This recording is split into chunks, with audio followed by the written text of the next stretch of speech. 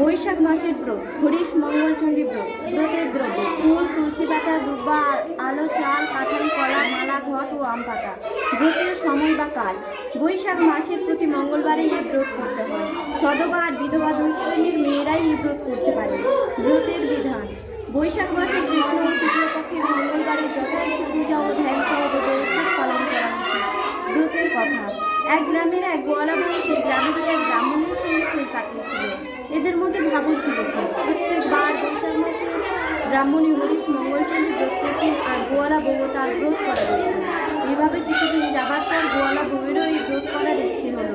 আর সে ব্রাহ্মণীকে জিজ্ঞেস করলো, জীবনে কারোর এই ব্রত করলে কি ফল হয়? ব্রাহ্মণী তার কথা শুনে বললেন যে এই ব্রত করলে জীবনে কারোর চোখের জল পড়ে না, কিন্তু তার সারা জীবন কেটে যায় খুব আনন্দে। গোয়ালা বউয়ের আর আনন্দ ধরে না।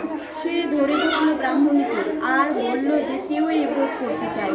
ব্রাহ্মণী গোয়ালা বউকে অনেক বোঝালেন। তিনি বললেন, তুমি পারবে না সই, এই ব্রত করা খুবই কঠিন। কিন্তু গোয়ালা বউ তার কোনো কথাই শুনতে চাইল না।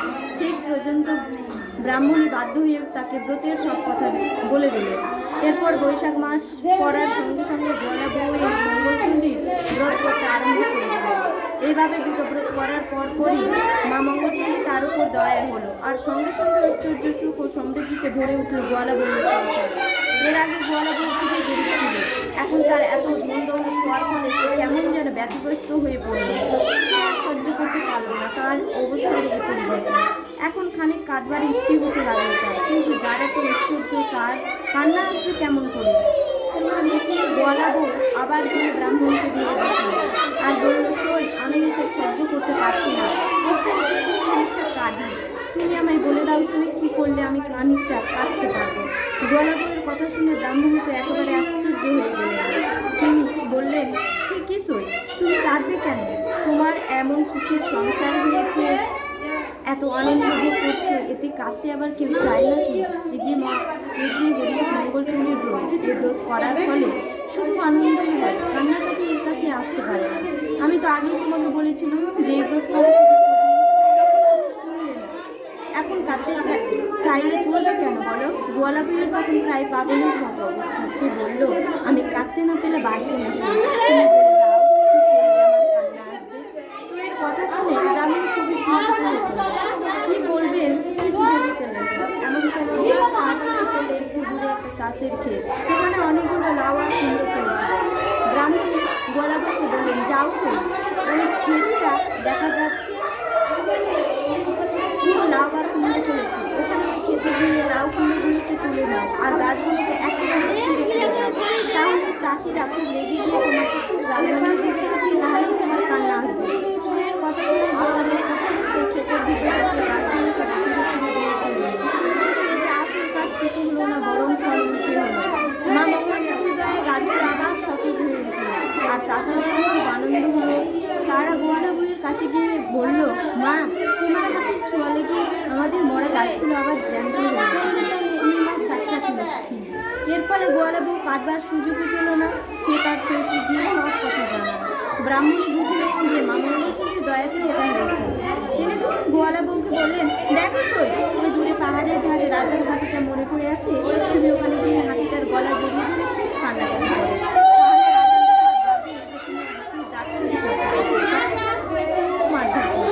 আর তুমি খুব কাজ হবে। গোয়ালা বউ হাতিটার গায়ে হাত দিতে হাতিটা বেঁচে উঠল। তাই দেখে রাজার লোকেরা একেবারে অবাক হয়ে গেল আর সব কথা রাজাকে দিয়ে জানাল। সব শুনে রাজা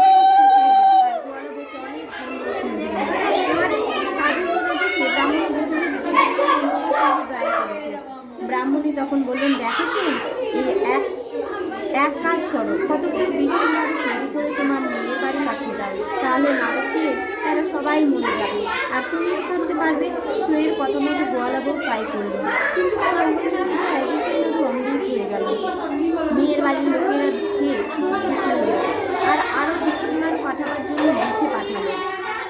এতে যখন কাজ হলো না, তখন ব্রাহ্মণী গোয়ালা বউকে বললেন, যখন কিছুতেই কিছু হচ্ছে না, তখন লাউসা। গোয়ালা বউ মঙ্গলচন্দ্রের ব্রত করা ছেড়ে দিল, এতে মা মঙ্গলচন্দ্র তাদের থেকে বিরত হয়ে গেল। ক্রমে গোয়ালা বউয়ের স্বামী পুত্র দাস দাসী রত্ন সব চলে গেল। গোয়ালা বউয়ের সব চলে যাওয়ার ফলে এবার সে হাও মাও করে কাঁদতে লাগলো। কান্না আর কিছুতেই সে থামতে পারল না। এসে ব্রাহ্মণের কাছে গিয়ে বসল, আমি আর কাঁদতে পারছি না, যেমন করে পারো আমার কান্না থামিয়ে দাও। ব্রাহ্মণী তখন বললেন, তুমি তো কাঁদতেই চেয়েছিলে, এখন কান্না থামাতে বললে কি হবে? যা হবার হয়ে গেছে, এখন বাড়ি গিয়ে মরাগুলো জড়িয়ে দিয়ে আবার মা মঙ্গলচন্দ্রের ব্রত করতে আরম্ভ করে। শুয়ে কথাগুলো গোয়ালা বউ বাড়ি ফিরে এসে ব্রাহ্মণীর কথা মতো সবই করলো। আর খুব খানিক মাথা ঘুরে কাঁদবার পর মা মঙ্গলচন্দ্রের স্তব করতে লাগলো। তারপর মঙ্গলবার আসতে এসে শ্রদ্ধাচারে মা মঙ্গলচন্দ্রের পূজা আর স্তব শুরু করলো। সবশেষ সিদ্ধ হাতে মার ঘর ধরে মাথায় খুব ডাকতে লাগলো। এমন সময় সে শুনতে পেল, কে যেন বলছে, আর এমন কাজ করিসনি, যা তোর আর কোনো ভয় নেই, এই ঘটের জল মরাগুলোর গায়ে ছিটিয়ে দে, তাহলেই সবাই বেঁচে যাবে। ঘটের জল ছিটিয়ে দেওয়ার ফলে গোয়ালা বউয়ের সবাই মা মঙ্গলচন্দ্রের দয়ায় বেঁচে উঠলো, আর তার আগের অবস্থাও ফিরে এলো। গোয়ালা বউ তখন খুব শ্রদ্ধাচারে মার ঘরটি তুলে রেখে ছুটে গেল ব্রাহ্মণের কাছে। তাকে সব কথা জানালো আর তার পা জড়িয়ে ধরে আশীর্বাদ চেয়ে নিল। এদিকে গোয়ালা বউয়ের এই অবস্থার পরিবর্তনের ব্যাপার দেখে পাড়া শুদ্ধ সবাই অবাক হয়ে গেল, আর গোয়ালা বউকে ধন্য ধন্য করতে লাগলো। ব্রতের ফল হরিশ মঙ্গলচন্ডীর ব্রত যেই নারী করে, সব কিছু চোখের জল মাথা ধরে। হলুদ এনেছো কেউ?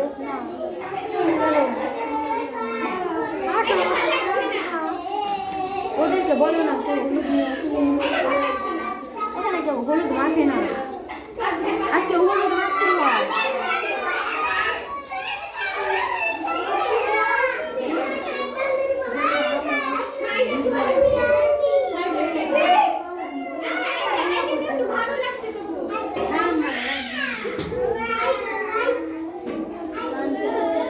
না ফুল না।